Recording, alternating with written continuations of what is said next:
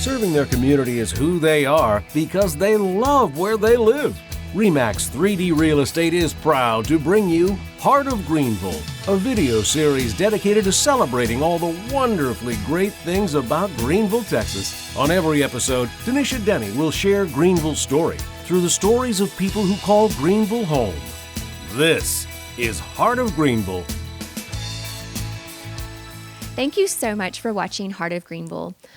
On this episode, I asked Paige Spradling to come on the show, not only because I have known her for more than 20 years, but because I wanted people to see behind the scenes and to hear her story. I think you'll enjoy hearing about her dad. And wait for the very end because there's a great random question that she nailed. Thank you for watching Heart of Greenville. Here's my conversation with Paige Spradling. Hey y'all, I'm Tanisha Denny, your host of Heart of Greenville, and today we're in this really cool listing at 5815 FM 118, currently listed by Kevin Sawatsky with REMAX 3D Real Estate. Our guest today is Miss Paige Spradling with Kincy Abstract and Sabine Title Company. How are you today, Paige? Great, Tanisha. I'm so glad you said yes to me whenever I asked you to come on the Heart of Greenville, even though you're like, I don't know what I'm doing, but here I am. It took a while, believe me, but you got me here. Well, thank you for coming. Well, I was thinking about how long have I known you? And I went back and I thought, I got my real estate license in 1998. And so that's when I really met you. But I really got to know you when I came to work for you. I think that was the most exciting time we had, though. We had lots of fun. And I think you learned lots of things while you were working with the title company to know what your process is in your real estate area too. I did, but I always say I learned from the best. So, well, I don't know about that. Well, you can ask pretty much anyone in town, like who knows the title business? Paige Spradling. But I will say those were some of the best years of my life working for Kincy, and just the knowledge that I gained from that for this business has just been priceless. And I've been able to pass that along to our agents and to our clients. But just this week I was texting you and asking you for clarification on something. But that's exactly right. How many years have you been in the title business now? I've actually been in the title business 30 years. Wow. 30 years. I started when I was a senior in high school working for Crouch and Scott Law Firm. And we had different departments. One of them was a real estate department, of which the two ladies that were there, Ginger Thomas and Carol Ann Heath, they were both very busy. And they scared me very much. But they taught me everything I know, too. They were great to work with, great friends, still are good friends. So that's really special to do something so early on and then continue. And that's exactly right. That's where I started. We started drawing the real estate documents at the time. We dealt with the title companies because we were actually closing the transactions for the small banks, local banks around Hunt County.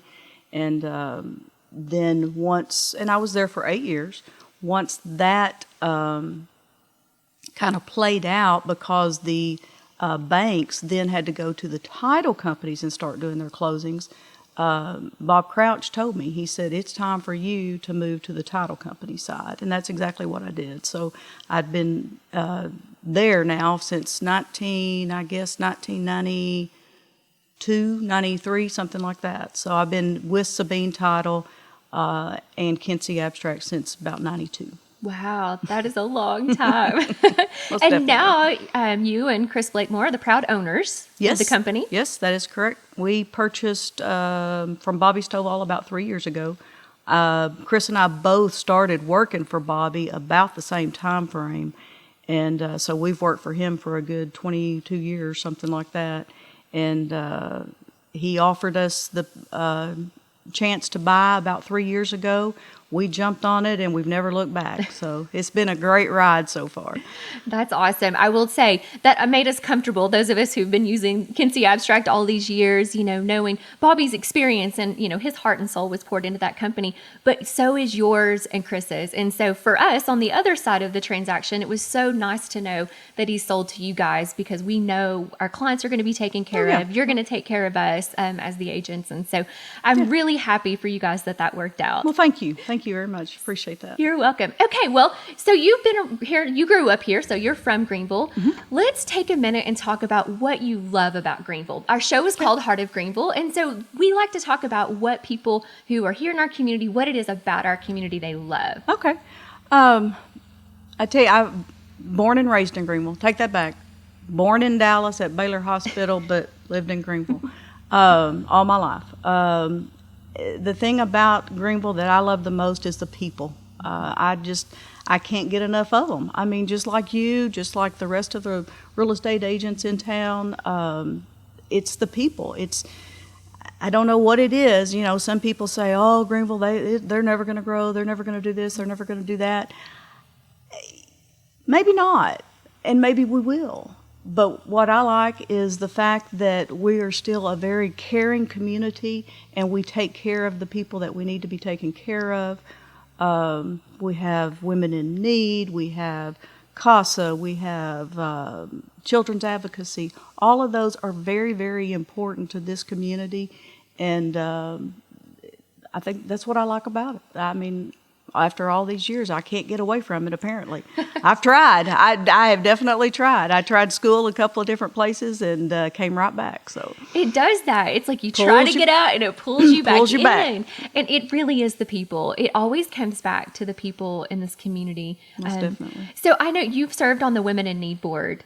Yes, for many years. Matter of fact, I am still president after, about 10 years worth now. So they keep you reeled in too. yeah, they keep you reeled in, most definitely. But a wonderful organization, a great organization. We have an awesome executive director, and the shelter that we provide for these people that need it is just unbelievable. We just got through remodeling it all again, and we want to make it nice for those people, for the families that have to come in and endure the kind of things that they've had to endure. It's not right. It's not fair. It happens. It's life. But most definitely, we want to show that Greenville has a place for you, and we will help you any way we can. So, how did you get connected to Women in Need? You know, Denisha,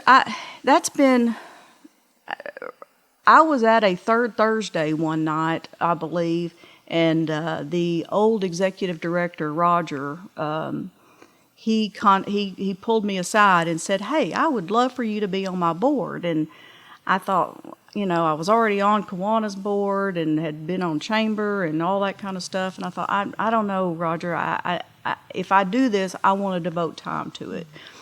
And so I put him off for about a year or two, and he just kept persisting. So finally, he talked me into it, and I said, "Okay, I'm ready. I'm ready to do this." And at that time, that's when we were remodeling a lot of the shelter, which I think that's what made me feel so good about it. Was I knew that the women and the children coming into that, they're going to have a place that they can at least feel safe and feel comfortable and know that they've got a bed and a shower and a kitchen. I mean, everything. It's just, I think that's what pulled me in. So, have you ever had an experience or known someone that's had that experience that really needed that made that touch your heart once he started talking to you about that? Not necessarily. And a lot of my background too. A lot of the things that went on in my life growing up. My dad was a wonderful person. Mm-hmm. He was. I love him with all my heart. I will always love him. But there was something about him that alcohol just took over. Mm-hmm. And when alcohol took over, you didn't want to be anywhere around him.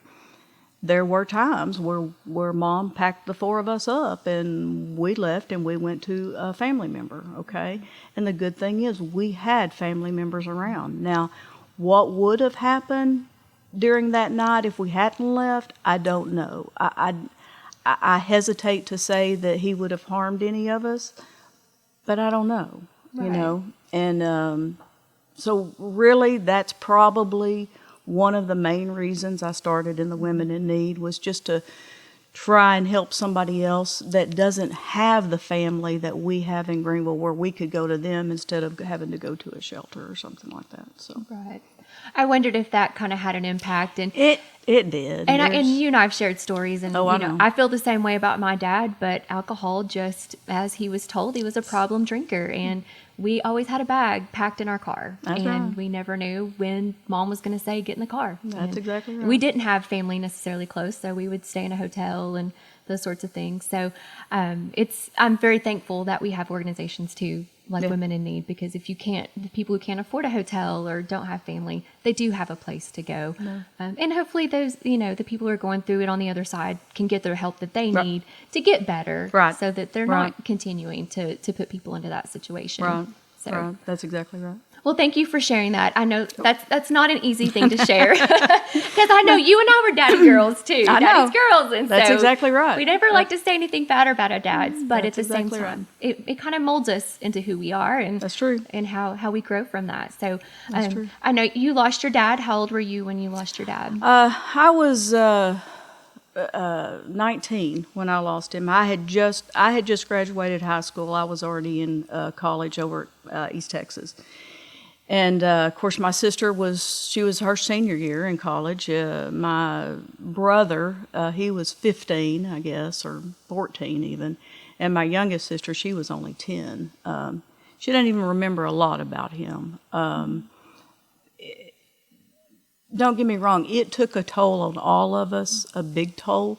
I think my brother probably was the worst because, by the time I had grown up, I was no longer a daddy's girl. I mean, I was going and doing my own things, but my brother was with him all the time, the hunting, the horseback riding, the roping, the things of that nature.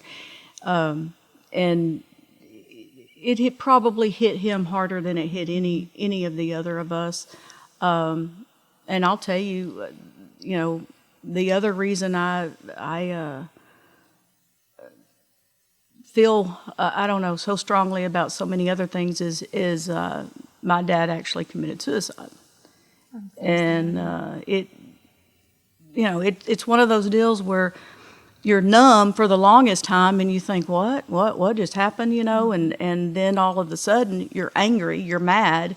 You want him back just so you could hit him, Right. Part of those emotions of that. It's all of that. roller It rolls all the way through that. But the thing that I've started really, and even I'm 55 now, and so now I start looking at those things and I start really analyzing, what did that really do to me? Well, I'm at a position in my life right now where I'm kind of feeling a little empty, not to that point empty, Right. but just, have I done all I really can with my life? Is my life, and I know 55 is not old, but, Not at all. Coronavirus or whatever it is and all that kind of stuff might get you. But I think, looking back now on the things that he had to deal with, he saw no way out. And I truly feel like he thought that we would be better off without him. And sad, very, very sad. But, it also made my family a whole lot stronger. We do not go without talking to each other every day, just about. I work with two of my sisters. My brother is a real estate agent, as you know, so he's at the office all the time. His son is starting to, he passed his real estate license, so he's starting to sell real estate. So it's one of those where you kind of just gather around each other. And I got through talking to my mom on the way up here, you don't go without talking to them. You don't go without saying, I love you every day. Every day. And that's one of the things I've always loved and admired about your family. You have such a sincere closeness inside your family. And I think it's wonderful that you're able to work with your family members at the title company, in the business. Yeah. But y'all do everything together. Oh, All yeah, your we do. social things. You don't miss anything. Your family has a priority in your calendar. And so, kind of going back to you being 55, that is still so young. We have so much Oh, thank God. life left in front of us. But you have made a difference in so many people's lives. So when you're thinking about, have I done enough? You have been such an encouragement to so many and such a light to so many. Your family, and even when I worked for you, they leaned on you so hard, but it never brought you down. You were always there and willing and ready, and you went all in. And that is your heart. And that's the side that some people get to see, but some people don't get to see, how you just nurture and take care of people. But sometimes what happens is when we're nurturers and take care of people, then sometimes we need to be taken care of. Oh, so yeah. Maybe some of that is where you are. Maybe that's where I'm at right now. You know, we've had lots of, you know, with the COVID. Of course, we never, title company never had to shut down, but, you know, we're wearing masks. We're not seeing anybody. We're not socializing. I have an aunt that was my dad's sister. She had Alzheimer's, and we were taking care of her because that is the only, she didn't have any other kids. So, she passed away while in an Alzheimer's unit where I was only able to view her through Zoom until the very last. I mean, I couldn't even be with her when she died. I was told about 45 minutes after that she had passed away. So, you know, I think a lot right now is people just need to hang on. It is going to get better. You know, that's what I keep telling myself anyway. And I have to do that every single morning, Denisha, because you got to get up and you got to say, okay, let's go today. That's right. Let's make something happen today. But yeah, that's exactly right. I think that a lot of it right now is just the world we live in, and it's crazy, it's a shame, but it's what we have to face and what we will face every day. Every day. I love that you do those affirmations. You have to. We got to do this. Have to. If you don't, you're going to be dead. That's true. And I bet those affirmations have been what have gotten you through, because there are days you don't want to have to get up and face the day sometimes, but getting up and saying, okay, we're going to make today the best day we can. And when you focus on making other people's day, it tends to bring that darkness out of you. It helps so much. You wouldn't believe, and don't get me wrong, I love realtors, okay? Okay, don't get me wrong. But some days when I pick up the phone and it is a person that is trying to sell a $5,000 lot, they don't want to use a realtor, they don't have any money, you know, I get more enjoyment out of that because I know that I've helped somebody and saved them a little bit. I mean, it might not be saving them a lot, but saving them a little bit of money by just handling that transaction. They didn't have to have a realtor involved in it. It's those phone calls that you want to pick up instead of the angry lender that says, I've sent my documents and we got to close right now, you know. Those are the phone calls you want. And those are the phone calls that keep you going every day. And, you know, those people are so appreciative. Because they're in the dark. They don't know. And when they can hear your smile on the other end of that line, when you're helping to guide them through that. And I know when I worked there, I enjoyed that too. I enjoyed it. There's so much. It's so great to have something that you can share with someone else and it helps them. Yes, most definitely. That is so awesome. Well, tell us some things about your family. Let's talk about like your husband and even the little ones in your life now. I'll never stop on that one. Actually, I got married late in life. I married Rodney when I was 35. I think y'all all know that because y'all were all at the wedding. All there. But we've had a great time. I never had kids of my own. Rodney has two, Sydney and Ty, and they have become mine. It's very obvious. Yes. They have become mine. Sydney has three daughters, Elodie, Stella, and Caroline. And they're all under the age right now of 7. So it is so much fun. We actually put together a metal building that I picked up from somebody that was a neighbor of ours, and we redid the whole inside of it. And so they are living literally almost right next door to us, which just makes it amazing because those three are the ones that can put the biggest smile on my face at any time. It doesn't matter what's going on in my life. I'm serious. I love that so it's- much. It is just unbelievable. And not having kids of my own, I guess maybe that was part of it. But and Sydney and Ty's mom, she passed away horrible. She had lung cancer, and she passed away when she was 49. She didn't even turn That's so 50. young. But from that, Sydney and I have created such a bond. And I've always told her, I will never, ever be your mother, but I will be here to help in any way I can. And you have certainly done that all these years. And Ty's the same way. I mean, he went to Air Force for 5 years, and he got out, and he came and lived with us for almost a year until we got him a place bought, and it's around the corner from us. So we're all, okay, I have the Banks side of the family, and now I've got the Spradling side of the family, and we are together all the time. So but the kids, you just wouldn't believe what they do to me. I mean, that's the reason I'm living today. I've been in your office, and one of those grandbabies walks in the door, and you just light up. I do. I mean, it's just amazing what they will do.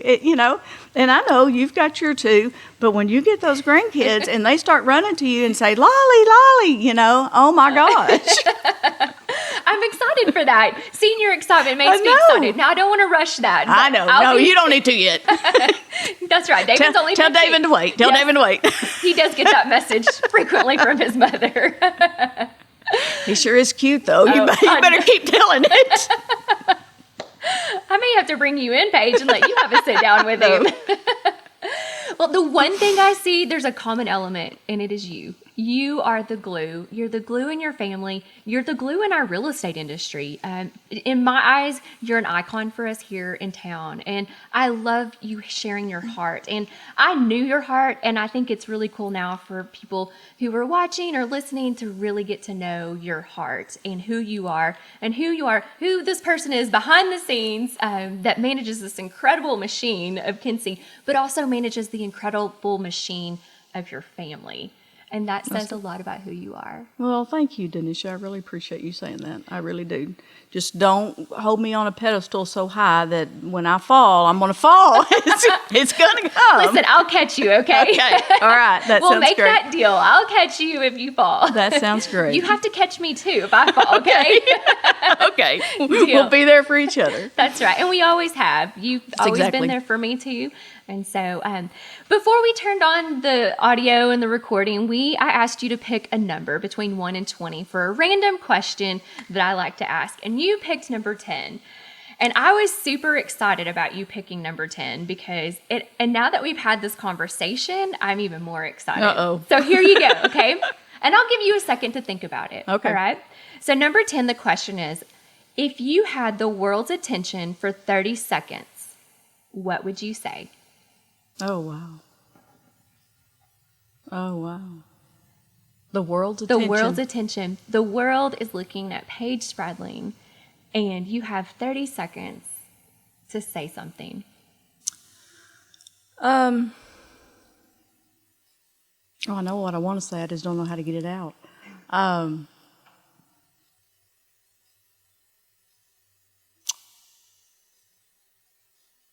Does it? Be kind.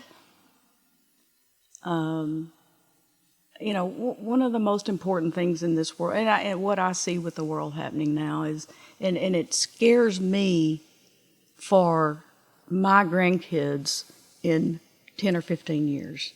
I mean, when they're starting out, it scares me to death that they're going to grow up in a world full of hatred and violence, and that's not what God intended. God intended for us to live together peacefully, loving each other, helping each other, praying with each other.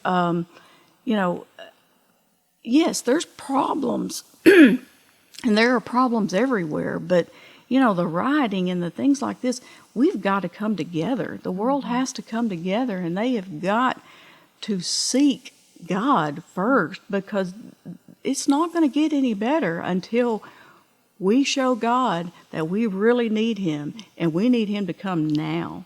And so, what I would tell the world is be kind to one another. Love your neighbor as you love yourself. you don't give up on yourself either. But you're the elderly, the young, the people that need help. We need to help. We need to help people. So I think that's it. I love that. That's perfect. Thank I know you. it was a little bit of a harder question, but Yeah.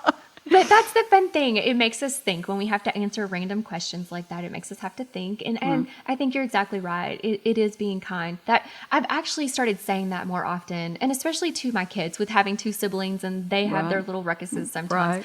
And I've looked at them and say, listen, just be kind. Be kind to one another. Right. And I think once we do that inside of our own worlds and we start being kind to other people, it spreads. If it'll spread. That's You're exactly right. That's right.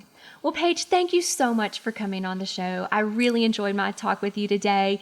I always enjoy our conversations, but man, I can feel your love and joy in your heart just sitting next to you. And so thank you so much. Well, thank you for asking me, Denisha. I appreciate it. You're so welcome. All right.